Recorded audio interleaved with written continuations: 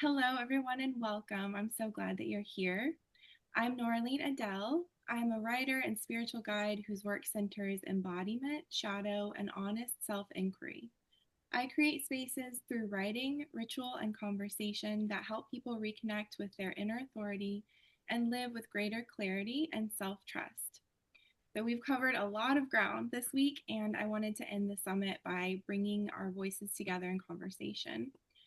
And I so appreciate each and every speaker that has contributed. And I really appreciate that we all approach depth in different ways while still staying rooted in lived experience and respecting the body, nervous system, and the pace of real change because, of course, it doesn't always happen on our timetable. So, this panel is a chance to hear how we can apply these ideas in practical ways. And I'd like all the speakers to go ahead and introduce yourselves and briefly summarize your work. Angel, would you like to get started? Sure. So my name is Angel. I relocated recently to France, to Western Europe, after 20 years in the US. I'm an animus teacher. We took on a very large project of rewilding over 20 acres of land and an old farm. We're starting a healing and retreat center here in a country that doesn't have a lot of projects like that. Bring ancient wisdom there, and I run, online schools and publish some books. My passion is really about reconnecting people to their roots and to their medicine.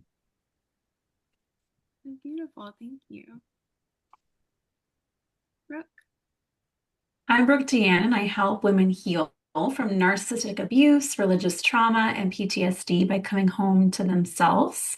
I support women in untangling from the conditioning that silence their truth, and I guide you through subconscious healing, grounded nervous system led roadmap back to your wholeness, your power, and your own self-trust. Wonderful, thank you for being here. Kim? Thank you. I'm Kim Marie, and I support women in the second half of life to remember who they are, reconnect to their own unique values and sense of purpose and meaning, and re-envision the life that they know is possible from that place so they can rebirth into it. And it's really about healing the soul sickness of our times that I think is so pervasive. And I do that with the realm of the sacred feminine and archetypes and indigenous wisdom and teachings and women's groups and things like that. So I just love the work, and it feels like it's needed for our times. Thank you very much. Thank you. Mandy?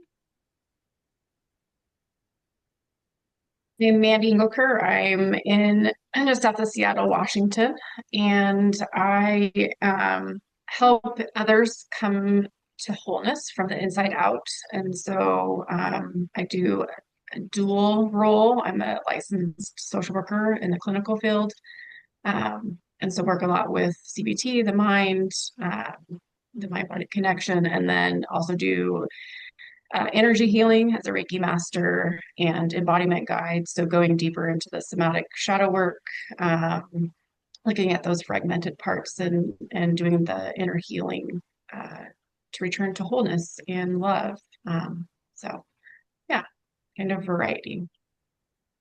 Beautiful, thank you. And Rebecca? I'm Rebecca Elin, and I'm an inner peace mentor for women. And I help women claim their inner peace, power, clarity, and guidance. And I draw from mysticism, sociology, psychology, and mythology. And I also use guided meditations and hypnotherapy in my work. And I've lived most of my adult life in London, in the UK, but now I've moved back to my home country of Sweden since a few years back. Well, thank you again, everyone, so much for being here. I know we're spread out over time zones and locations, so it really means a lot that you showed up for this. So after a week like this, what does integration actually look like in your own life and how you're moving day to day, especially for the people who have walked through the summit? What what can they look for in their daily life as far as like practical ways to integrate the wisdom that they've learned?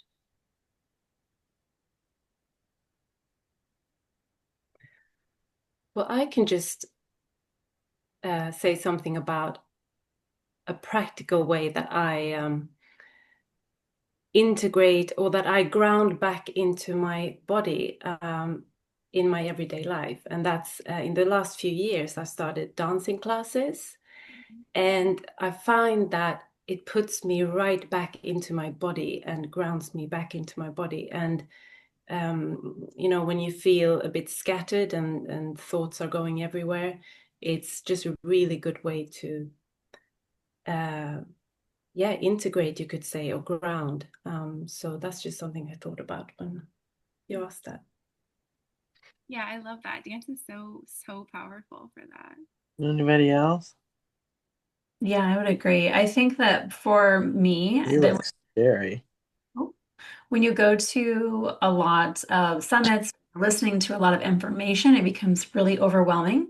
And then you're like, oh my gosh, I need to do all of these things. And that can actually overwhelm the nervous system and become where we kind of get lost in like the chaos and the feeling of like, well, I don't know where to begin. And so I always tell people like when you do things like this, take the small little nuggets that you gain from it and then just start to think about what stood out the most. What was the most like maybe eye-opening or something that you resonated with the most? And like that's where you can begin. That's where you can either begin to reflect or to journal or to discover or to reach out to whoever you felt in alignment with that felt like they were speaking to you. To have a call or dive into their world so that you can kind of explore that more because whatever that was, it was for a reason. Yeah, I like that. And I think we can also trust that what's important will keep coming up for us. Like we don't have to micromanage, like making sure that we're like keeping up with everything because those things, like everything comes back around in a cycle. No, for me, I think, especially because of the world we're living in, where we're so saturated by information, and nervous system is really overwhelmed with what's going on in the world, right? For most people, that feels a lot. I think it's always about just one small step. And sometimes you might listen to a summit or an interview of someone, and maybe the one small step is literally putting your feet on the ground in the morning when you come out of bed and breathing into your feet for 1 minute. I think like the bigger sometimes the kind of the commitment we make on our healing, the bigger we have a tendency that we need some kind of fireworks and massive practice or rituals in order to change everything. I've been doing this work for 20 plus years, and I've done all that, and I feel that now, maybe because I'm aging or I have a child, I don't know, but if I can find one little thing I can shift in my day that is really something in alignment with wherever I want to go, right? Instead of saying, oh, I'm going to get all of social media and not watch the news and all of that. No, maybe it's like, maybe let's give my nervous system 1 minute before opening my email and do a few breaths and then opening my email and coming to presence, right? So I think the smallest the step, the more powerful they are and the more easy they are for us to follow, and it gives us permission maybe to the bigger one after that, right? But we don't go crazy, we don't overwhelm the system, and also we don't shame ourselves like, oh my god, I did the decision, I'm not following up, I did it 3 times and I'm not doing it anymore, right? So kind of being really gentle on the step we take, especially with all what our system has to digest every day, with what's coming through the screens to us.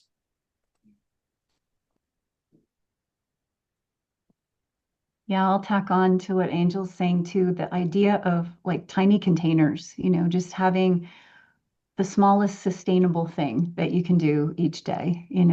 What's the one thing maybe that really stood out, but then also what's the one practice you can put into place that feels sustainable, like something you can actually implement and make happen on a day-to-day basis. And actually, activate within your system, actually embody within your system, and make it something. I mean, I always say that, we get really good at what we're practicing. So what are you practicing?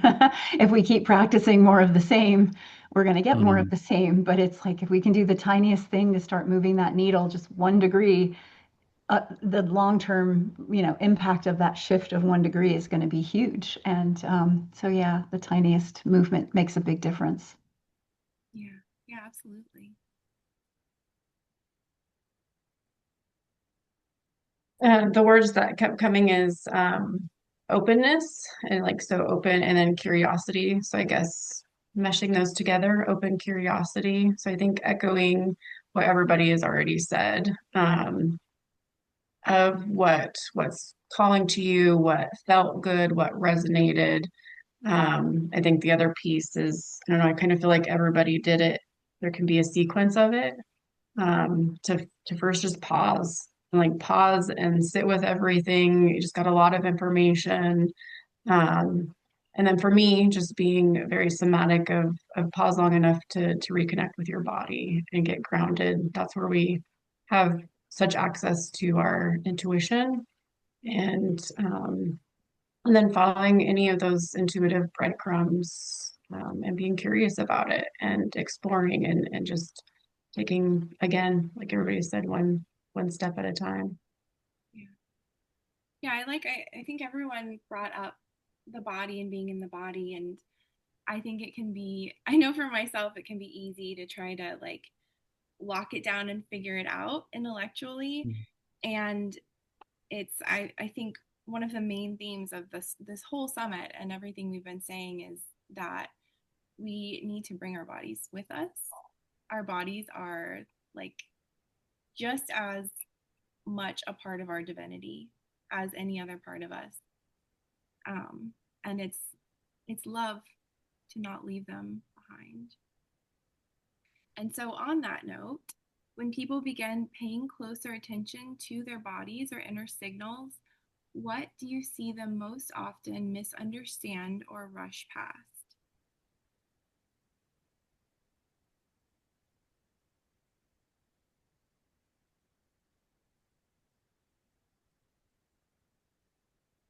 I mean, when you said Yeah. that for me, it was like immediately like trying to do something about it instead of being with it. Mm-hmm. I think we forget that this machine is tens of thousands of years of evolution and really knows what to do, even when we have no idea what to do. And I think the most difficult part, I see that with a lot of people I work with, is this, and it's the culture that's trying to fix everything, right? Like we are some kind of DIY project, especially in a healing space. Well, in fact, the first segue that we used earlier, which is being present and really, can I just be with it and be curious about it and breathe into it and meditate with it or sit with it, whatever that is, solve 90% of the things, right? But sometimes it's just very hard to be present, especially if you're being victim of trauma, if you're very dysregulated, right? So you might need to learn techniques in order to be really present, but the body somehow is going to show us the way if we can really sit with it. And it's really hard, I think, today to know true presence. And that's probably, why we're feeling so sick and we are so disoriented, because we're not really there. We're, somewhere else, right? Yeah. Yeah, it's very easy. I think for me, it's being a survivor of complex PTSD, like when I started to connect back to my body, I couldn't understand what it was trying to tell me. And so this might be, for a lot of people that have survived some severe trauma, I was getting the signals messed up. So I didn't realize that what was happening was my body thinking that something was happening from the past. So if I was triggered in the moment, it usually wasn't what was happening in my current reality. It was what my body was sensing that thought it was a threat.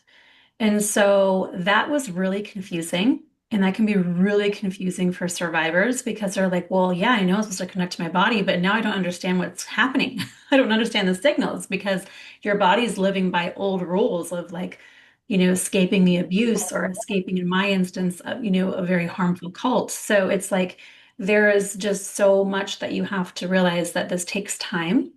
It takes time to realize what's really a threat in your current reality and what really your body's just, it's a signal. It's like it's a pattern, or it's a imprint of the past happening in the moment. So I can't say enough about that. I think that's really important to realize that sometimes what's happening is not because of current things. So that really is showing you that maybe there is some deeper trauma that you need to go and discover and understand so that you can heal that past so that now you can live a more present life. Mm. And I think safety is such a huge piece as well as in terms of what actually I think very few of us in today's culture really know what feeling safe feels like. And what I mean by that is, we have a lot of practices. A lot of us do this work to help people, ground within their body or track their nervous system and regulate their nervous system, and those things help feel safety. But one of the things that I've found that really surprised me actually was in a culture that has a narrative of not enough. Everything is not enough. I'm not enough. Life's not enough. I don't have enough. I can't be enough. I can't do enough. I can't give enough, etc.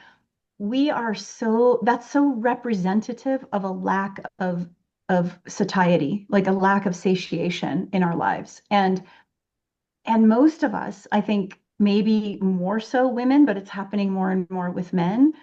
Like we don't even know when we're actually full or when we're actually hungry. And that's not just for food, you know, if we can't even do that with food. And a lot of people, there's this in America, this obesity epidemic, so to speak, and yet most of the time people are under eating, not overeating. And the body just wants to hold on to everything because of that. And that's part of what I'm talking about. Like that's a safety mechanism. And so no matter how deep into the underworld we go with the Great Mother and the Sacred Feminine deep dive, if we aren't also learning to feel safe by feeling satiated, by understanding what fills us up, both with what we put into our bodies and on our bodies with food and, products and things like that, but also, what we ingest and then ultimately digest so that we can, kind of process life and integrate life within ourselves. I don't know that any of that work's really going to work or stick. You know what I mean? Like we can do it forever, but if we never know how to feel satiated or recognize that level of safety, we're always going to be searching for the next thing, always going to be wanting for the next thing, always going to be feeling like things aren't enough. So that's one of the things I found that was kind of unusual around this embodiment piece and what can get missed in the process of learning that. So, yeah. I also recognize the feeling of past trauma coming up in the present from present triggers that have nothing to do with the past trauma. And I've realized over the past years, I've been able to kind of from experience train myself to realize when something comes up that is not related to the current situation, or to in a way observe it instead of getting too caught up with the current feeling. At least it doesn't always work, but I've realized I've been able to do that more and more. And I thought of something that you said, Kim, about even just something so simple as food and feeling satiated and actually nourishing ourselves. Sometimes I realized also for myself and that sometimes getting into my body and feeling safe in my body, it can be something so simple as just I need to eat something. I need to ground myself in that way. So yeah.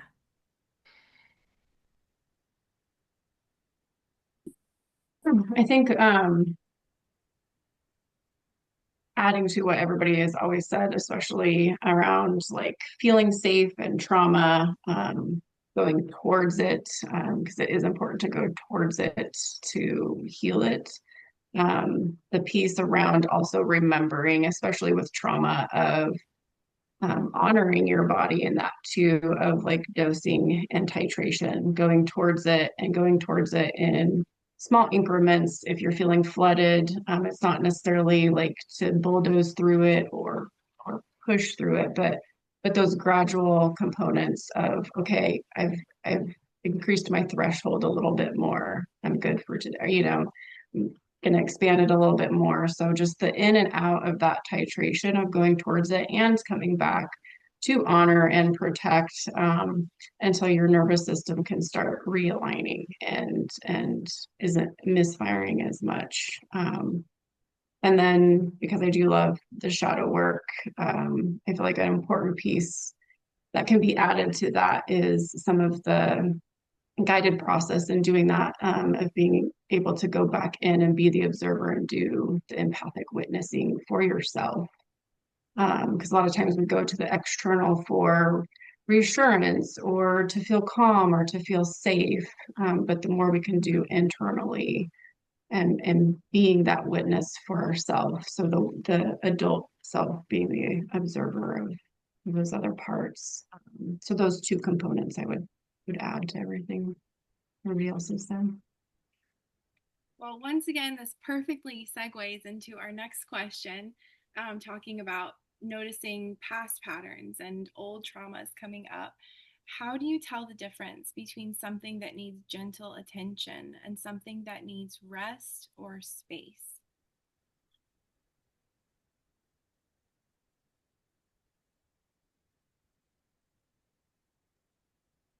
Actually, the thought that comes to mind for me right off the bat is they all do. Like it's not one or the other. It's not either or. It's not rest and space or gentle attention. It's like it's speaking to that thing we've talked about before, this presence. You have to have presence to actually be with it at all, to even recognize it. So that in itself is a gentle attention, right? And then part of presence is also giving it space to show you what it needs to see, to show you so that you can see what needs to be seen. It's this, and that space might be rest, it also might be movement. It might be process and conversation. It might be drawing and creative expression. It might be dancing, like someone else was talking about doing. And I mean, I think each thing, I don't know that it's such an either or question, at least not in my mind, of knowing what it needs as much as understanding it has needs, if that makes sense. And the attention and the spaciousness are what address those needs in my mind. So, yeah. Yeah, I agree.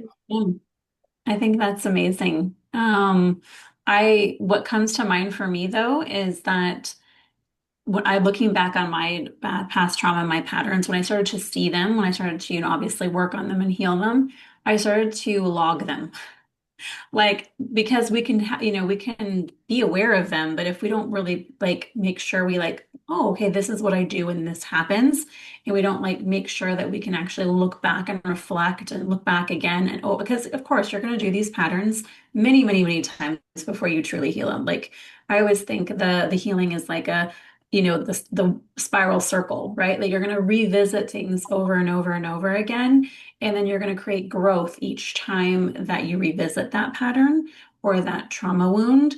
And when you write it down, you're like, oh, well, I used to do this, this, and this. And now I finally I can see my way out of it. I don't have to do the same thing that I did. I don't react the same way that I used to. And I think there's a lot of power in that.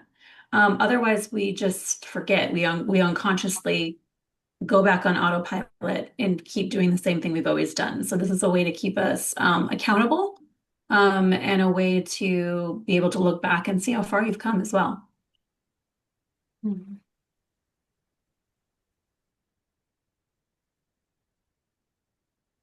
Yeah, I agree that I would say that the only way that we can give it gentle attention is to first give it some rest and some space.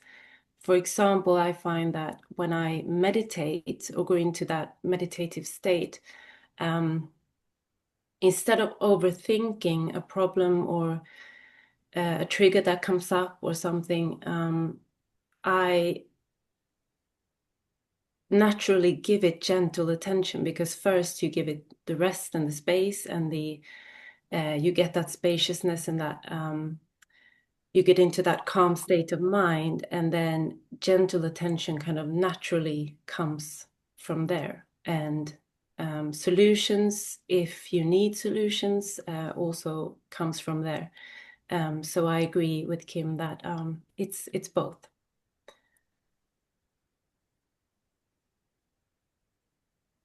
Yeah, I was thinking about, my teacher would answer that, native teacher, and he would probably tell me, stop thinking about it, just come sit with the fire all night, and, if you're ready, it seems very simple and bizarre to a Western mind, right? But I think a lot of the healing has become very masculine in many ways, and the indigenous ways are very feminine. And the idea of surrender is even, which is deeply feminine. It's the cave, it's the womb, it's something like literally that's just open. There is something about when I started, and I'm 52, right? I was not like that in my 30s, but I realized that I've, tried to heal from sexual trauma and many things that happened in my life with a lot of violence, like a lot of workshop, a lot of like, okay, questioning and intensity around the pain, right? And the places where I got the most transformation and insight were very silent. So I don't know if it's rest and space and attention. It's probably all of it, right? But it's literally nights where I just sat there around the fire with maybe a prayer and some people singing and maybe me singing, but really all night trying to experience connection with people, trying to experience circle, trying to experience something that we all carry in our bones that's very ancient. And then in the morning, you don't have answers. It's not like your trauma is gone, but you feel very different in your body. You have more space. Someone mentioned safety. You have more safety. Something shifted that is invisible. And it's very much the work of the roots, the things we don't, and the subconscious, that's what the roots are, that you don't really perceive. And when I take care of my land here, I planted, I think, 400 trees in the last 3 months. And it's still winter right now, but I know a lot is happening underground. And already my job as a caretaker of land is to take care of the soil and then obviously trust the season and the waters and everything else, right? And I feel as human, if we can get rooted that way, if we can learn to somehow slow down, because rest is a tricky one. When I tell people to rest, they say, well, I lay down and I can't close my eyes and I can't fall asleep. And there's just so much going on. But I think bring our attention to something that is peaceful, which could be a fire, which could be a tree, which could be a river, and literally saying, I don't know. Grandmother Sri Crow, she's Lakota, and she always tells me, say, Angel, when something is too heavy, don't carry it, give it to the mother. Put in a bundle of tobacco, blow into it, and put it there. She knows how to carry that because she's old, she's the grandmother. And I think this seems very simple. And sometimes we feel like, I can't do a session with our retreat, right? There's really nothing to teach. But that's the part where we really surrender our unknowingness to something bigger than ourselves that can gift us something unexpected. And for me, healing, the true healing, especially around trauma, is often coming from those places where something radically is going to change it. And it might be, having a good time with your friend, going dancing. It might be, an experience with your child, I don't know, playing Legos, right? We don't really know exactly what's going to provide that, but very often it's those states where we are super relaxed, where we're not grabbing into, I'm broken or, something to fix, right? where we're like, in fact, I'm kind of good, right? And expanding that goodness, moments of goodness, when you have, spend your life trying to heal, is extraordinary healing. And sometimes will help create the container, maybe for a session with someone, maybe for a retreat, right? But you're coming with more openness instead of this very masculine. I need to do it. Okay, I have 1 week in that retreat, and I need to break down that trauma, which obviously never happened that way, right? I don't know. That's how I feel, right? I know, maybe sitting all night with the fire. We all need to do that, more often.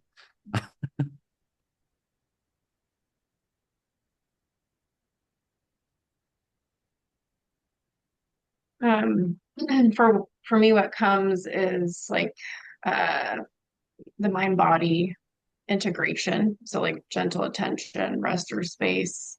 Um, I think somebody long ago kind of name it to tame it. And so I think like Brooke had said, even just bringing the unconscious old patterned behaviors into conscious awareness is part of the medicine, is medicine. And so sometimes it is really just about being in that space and paying attention to when it's happening, how it's happening, who it's happening with, and just being in that of like pure witnessing it, even though you still may be doing the same behaviors, it's different now because you're bringing it, you're aware of it, you're conscious of it. And that next step may be like, okay, how can I shift it? How can I do something different, or maybe speak up or own something? Each of those steps continue to expand the different levels of healing and growth and transformation. And I think also, as like Kim said, of returning to presence. I think when we can return to presence and integrate with our body and be in the present moment just with our breath, we're returning ourselves to our internal flow, which gives us access to, universal flow. So, yeah. Something I've noticed myself doing more lately, rather than like we've talked about trying to like fix the problem, or I tend to want to extract meaning from things, is with that presence in that space, just asking what the feeling wants from me or needs from me. And that brings me, like, there's always a surprise there, like something I wasn't expecting and something I wouldn't have gotten if I had just stayed in the more like masculine energy of trying to solve or fix what was going on. So we are living in a time where we are witnessing some really egregious human rights violations. And I think it would be erasure to say that it's, worse now than it ever has been. But I also think that it's accurate to say that we're at kind of a crux point where, more people are aware than ever before, and there is more visible than there ever has been. So, how do you personally navigate the balance between tending to your own healing and showing up externally, especially during times when serious harm and injustice are happening close to home? And what helps you know where your responsibility is in a given moment? I think this is such an important topic right now because obviously we're all feeling it here. If I don't know if everybody's in the United States, but we're all feeling it as, because I think it's a huge awakening for many people that didn't realize the corruption that had already been going on. For those of us that have been awakened to this for some time, like myself, it's not surprising. I saw it in the very church that I existed in for 36 years of my life, child sex abuse cases being covered up, um, you know, survivors being silenced, all in the name of money, greed, power. This is not a new story. This is just like you said, becoming more visible. People are waking up and seeing what is really happening instead of turning a blind eye and a deaf ear. And they're starting to say, okay, what's wrong with this picture here. And it's scary. So for what I have seen in the collective, there's a lot of fear. A lot of fear of like, okay, what is happening? What's going on? Because a lot of these people have been numb to this. A lot of people haven't seen this stuff. So this can be disorienting. This can be terrifying to some. And I think a lot of people are not only awakening to this big cult that we've all existed in, but also, what I was in was a smaller cult, but same model. It's just now we're kind of awakening to the bigger picture. And I think the most important piece is that we all have responsibility and accountability for change. However that shows up for you, it is a piece of our humanity. This isn't political. This isn't who's right, who's wrong. This is harm against humans. This is life. This is what do we want our world to look like for the generations to come? I have children, right? I'm sure all of you do too. But also knowing that it means that we don't like be crazy and lose our minds. It means that we also have to come from a grounded space. How can we actually create real change? Well, by being the love that you want to see in the world, by being the peace that you want to see in the world, right? How do we use our voice, our message? How do we, help just bring whatever you want to see in the world from you into your space? And I think what happens is we each create a collective consciousness rippling by doing those things. So that's the most important piece.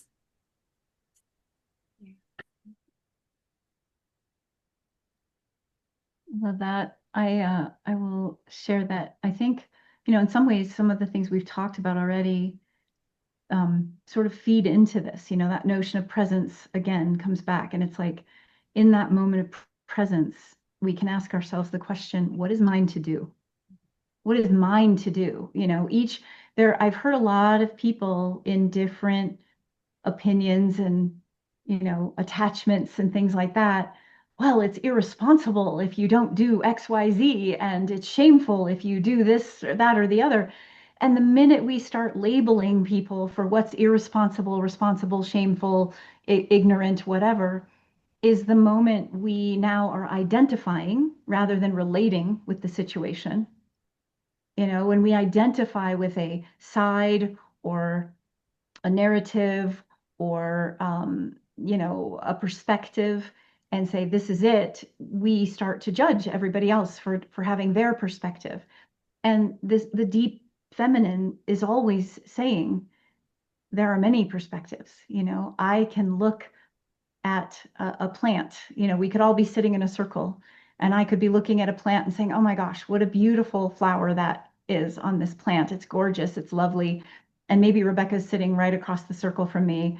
And she's like, what are you talking about? That is the ugliest looking plant I've ever seen. It's dry. It's dead. It's, and maybe on her side of the circle, she's sitting in front of a wood stove that has dried that plant out. Maybe it's tilted a little toward me and all the water has come to my side of the plant. Maybe there's a window behind me and that flower is growing toward me. That doesn't make her wrong and me right, or vice versa. And we've got to stop looking at things from this place of right and wrong and who has the proper perspective, and rather open to that multi-dimensional, multi-perspective, diffuse awareness that is the sacred feminine. The masculine is focused awareness, and the hyper unhealthy masculine gets attached to whatever it's focused on without that awareness, the diffuse awareness of the feminine. And so when we are feeling stuck, going back to that presence, asking that question, what is mine to do? And then understanding that maybe what is yours to do is to, be that activist on the front lines and, picketing and speaking out and giving talks and all of that. Or maybe your work is to create sacred spaces, circles, conversations. Maybe your work is to write a book. Maybe your work is to create art that brings peace to someone. What is yours to do? And each person shares a piece of that massive puzzle that is the web of life. And to me, that's what we have forgotten. And that's the sacred feminine that has been forgotten and created that as a result, created this very narrow focus. So Yes, I was thinking that all of us here are equipped to ground into ourselves first. And by doing that, like you said, more clearly be able to discern what we can do and what is not ours to take. And we have the tools to not just absorb, but to tune into our own guidance. So I think when we use those tools, of course, we can have days when we wake up and scroll through the news and start absorbing. But I think most of us here have the daily tools and remind ourselves daily to come back to ourselves and come back to our inner guidance and ground back into ourselves. So in that way, we can not just absorb, but actually listen to our own guidance and what we can do. And like you said, it will be something different for everyone, but we can all do something.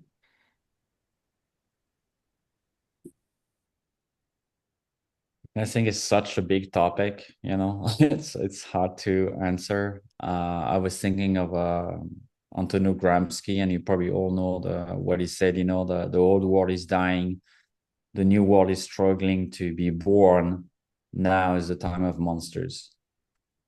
And for me, what we witness is really, the monstrosity of a system that has born monsters. I'm not really interested about, I'm interested obviously of accountability of all those monsters, either they are in politics or in spiritual, places and all of that. I think people needs to be held accountable, because if we don't hold people accountable, we're literally losing any sense of safety in this world.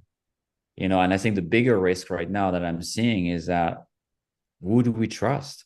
Can we trust anyone? Like you read Deepak Chopra and the horrible thing he said, right, when he was with Epstein, and you're like, oh my God, and so you're seeing all those like figures kind of collapse. And as humans, we need things to orient ourselves.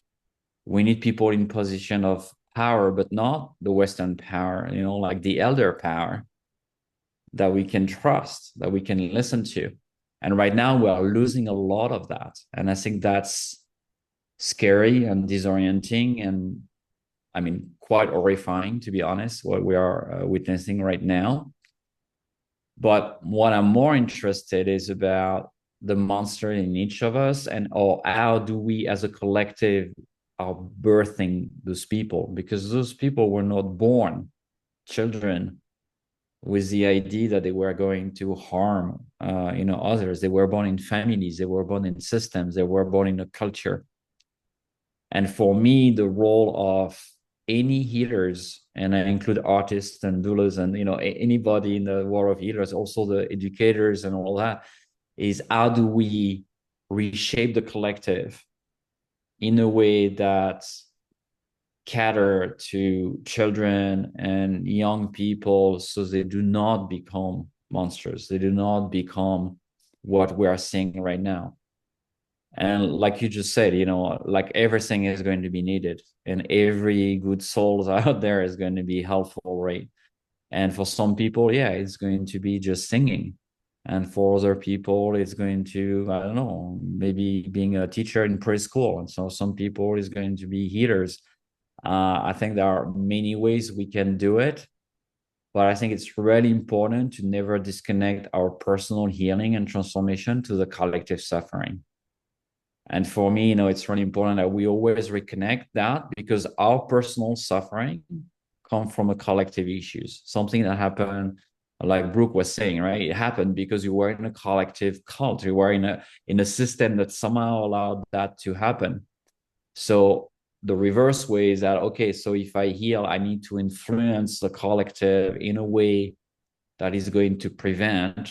There's always going to be monsters, I think we're also going to be, honest with that.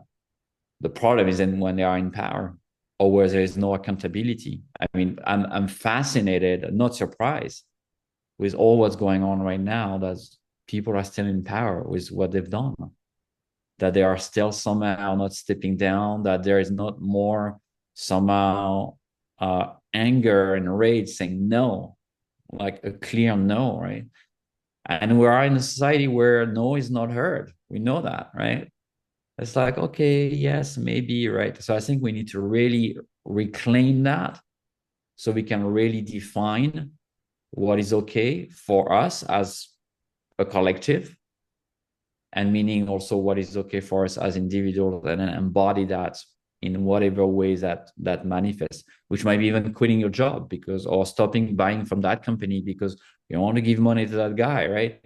So there's a lot of things I think we can do beyond just our own healing and transformation to influence the system, and beyond voting. I mean, voting is important, but beyond, there's a lot of things we do every day that support, that entertain the monsters, right? That give them power. And I think we need to look at, consumption and many other things, right?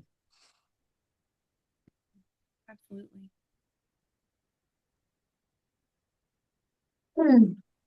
I think all very well said. I think for me, it's like I can't give from a place of love if I'm not in a place of love and harmony myself. And so definitely resonate with it starts with me.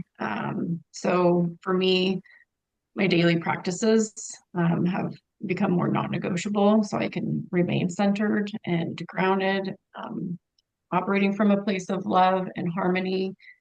Um, and then honestly, I think it really is day to day, moment to moment of navigating how much of showing up in the external. So sometimes it can be much more because I have the capacity and giving from a place of overflow.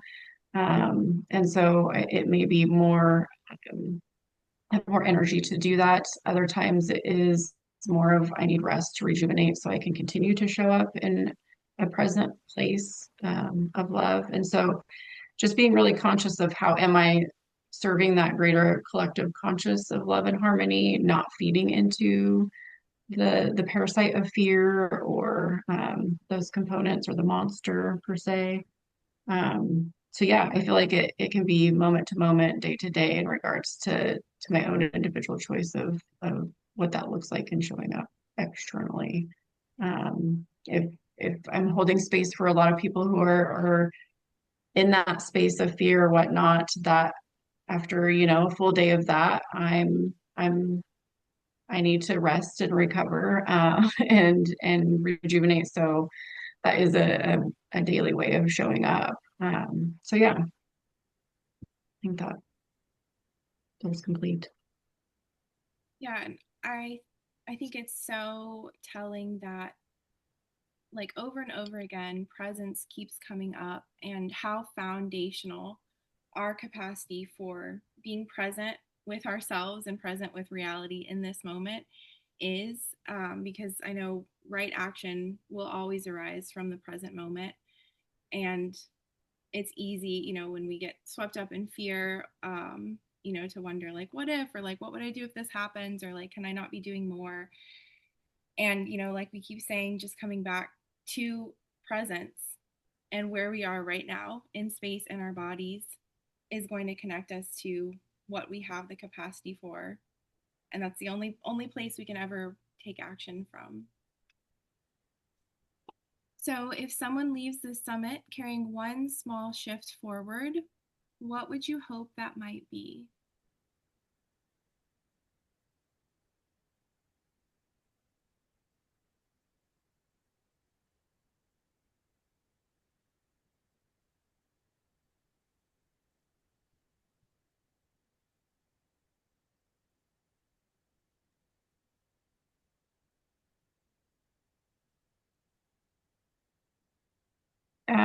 This seems to be a theme just that resonates with me. So I guess I feel called to share of return to love. The pure love, wholeness is that medicine. So there's a lot of unlearning to do, but so love yourself, emanate from there, from that pure, authentic place.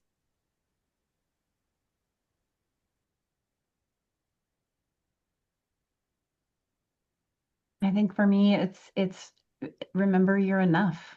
At the root of it all, you are absolutely everything that you were created to be. And the Great Mother will compost anything that you think otherwise. So give it to her. Let her take it. Let her get rid of that. Let her, turn it into something rich and wonderful that can turn into the gifts that you share in the world. Because they're needed, this story, this narrative of not enough is paralyzing us, and it's creating what I call tremendous soul sickness and disconnection from soul. And when we can't connect to soul, we can't open to source. We can't open to the light of our true essence and who we're meant to be. And so, yeah, being enough, remembering you are enough. Life is enough. We have enough. We are enough. I'm going to add that we're whole. So we have love, enough, and we're whole. We often get the message, even though we're struggles or whatever, that we're broken. The messaging for me was, I'm broken, I'm sinful, I need forgiveness and redemption and all of these components.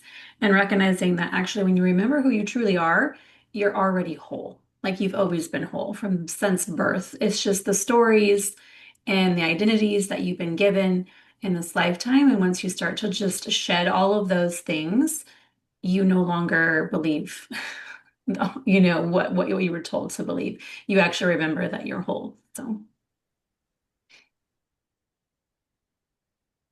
I would say keeping it simple, because it can be confusing, and we can get overwhelmed with different practices and ideas. But just to find what works for you, even if it's just one or two things, and get back to basics and get back to what you know works, and to let that be enough. Mm.